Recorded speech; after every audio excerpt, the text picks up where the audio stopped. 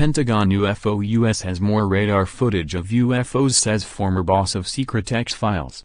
Luis Elizondo led the U.S. Department of Defense Advanced Aerial Threat Identification Program, AATIP, which ran from 2007 to 2012 at a cost of £16 million. In October, after resigning from the department to join a UFO research group, he was behind the release of 2 videos caught on U.S. Navy pilot radar cameras. He pointed out that the inexplicable craft moved in ways which defied physics. One of the military radar videos was filmed off the coast of San Diego in November 2004 by U.S. Navy pilots who described seeing several wild UFOs shaped like the sweet Tic-Tacs.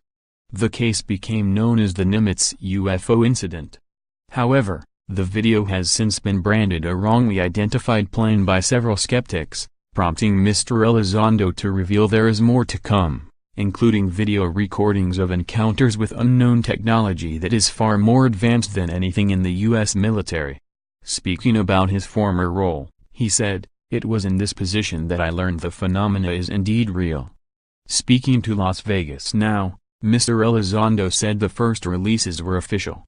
He said, "The Department of Defense made the decision to release them. Released at the unclassified level through the DoD. Approved the release for exactly the reason why the request was made. So, it was completely on the up and up." He hit back at those who claimed they showed planes. He added, "When he tells you, he's seen something go from a near hover or something over the water going 450 knots and all of a sudden it takes off over the horizon in 2 seconds, you'd better believe he is telling you something he has seen. And by the way, that's backed up by 3 other individuals that were also on that same flight and were backed up by 3 other individuals that were on the same flight and 2 other aircraft and then layered by radar operators. It frustrates me when someone says, 'Oh, that's an glare or a fuzz,' you know, that's atmospheric conditions. You cannot lock radar onto, I'm sorry, it's not atmospheric or a fuzz." Investigators are said to have interviewed 18 witnesses to the Tic-Tac case, all declaring it an unknown. Mr. Elizondo added, "I think even more compelling, if this was a Tic-Tac we saw in 2004, that would have been extremely advanced technology and capabilities for 2004.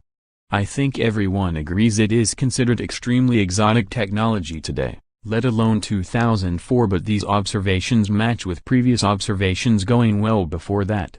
The Nimitz is an example of one case, one of many that we looked at. When it continues to happen as a pattern, that's when we get to the point where we're increasingly concerned, because it is not an anomaly, now it's a trend." He said about 24 other UFO videos are being declassified for release to the public in the coming months.